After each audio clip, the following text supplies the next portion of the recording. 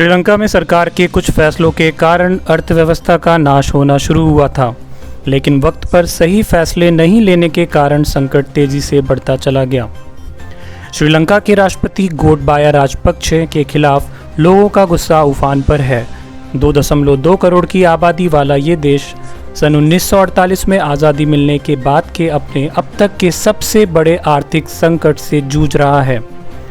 खाने के ज़रूरी सामान और ईंधन की भारी किल्लत की वजह से करीब 1 महीने से लोग सरकार के खिलाफ सड़कों पर उतरकर विरोध प्रदर्शन कर रहे हैं।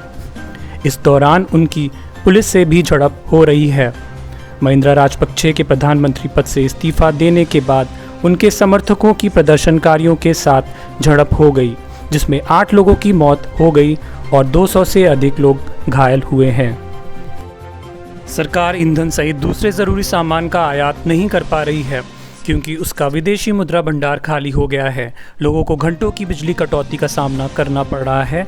13 से 13 घंटे तक वो बिना बिजली के रह रहे हैं। मध्यम वर्ग और गरीब लोग खाने के सामान की कमी और उनकी भारी कीमतों के कारण संघर्ष कर रहे हैं। यहाँ की मुद्रा भी पूरी तरह से गिर चुकी है। आर्थिक संकट से जूझ रहे श्रीलंका में 60 लाख से अधिक लोगों के सामने खाने का संकट पैदा हो गया है।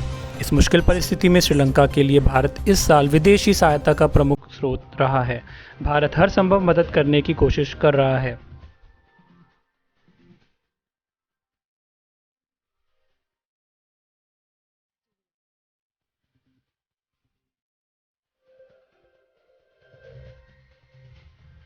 सरकार का ये भी कहना है कि साल 2019 में चर्च पर हुई जानलेवा हमले के कारण भी सैलानियों में डर बैठ गया, लेकिन कई जानकार गलत आर्थिक नीतियों को जिम्मेदार ठहराते हैं।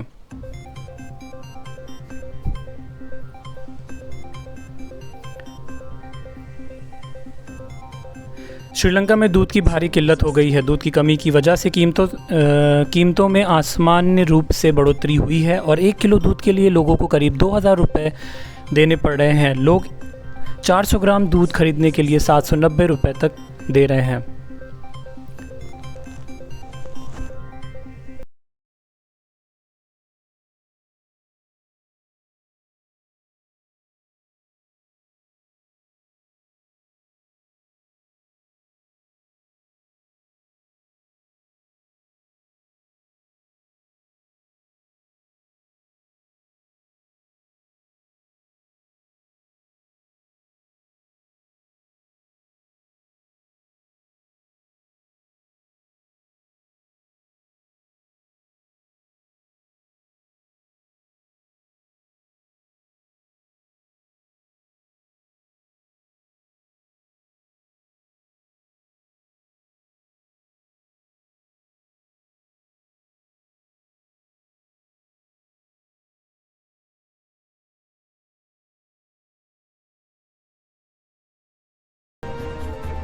सरकार अंतर्राष्ट्रीय मुद्रा कोष IMF से $3 बिलियन की राहत राशि के लिए बातचीत कर रही है।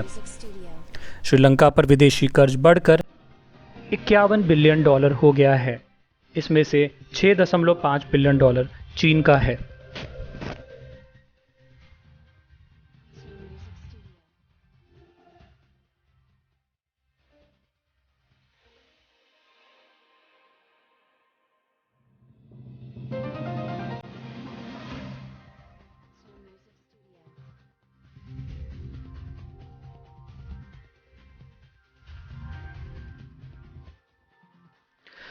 प्रमुख औद्योगिक देशों के समूह G7, जिसमें Canada, France, Germany, Italy, Japan, Britain और अमेरिका शामिल हैं, उन्होंने कहा है कि वे ऋण से राहत में श्रीलंका की मदद करेंगे।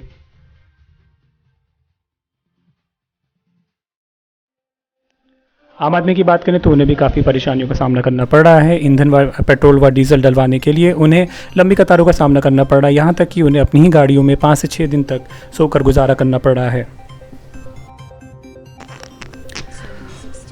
औरतों को भी घर चलाने से लेकर बच्चों का भरण पोषण करने में काफ़ी दिक्कतों का सामना करना पड़ रहा है। आपको बता दें कि श्रीलंका में जो अर्थव्यवस्था की जो अभी स्थिति बनी हुई है, उसका एक मुख्य कारण 2019 में कोविड की वजह से जो सैलानी हैं उनका श्रीलंका की तरफ रुझान कम हो गया, और जिसकी वजह से जो माना जा रहा है कि एक मुख्य वजह है टूरिज़्म का जो गिरावट है।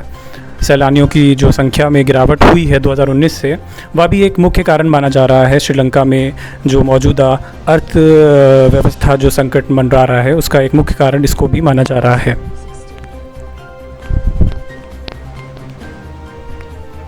देश विदेश की ताज़ा तरीन खबरों की जानकारी के लिए हमारी वीडियो को लाइक और शेयर करें और हमारे चैनल को सब्सक्राइब करें। धन्यवाद।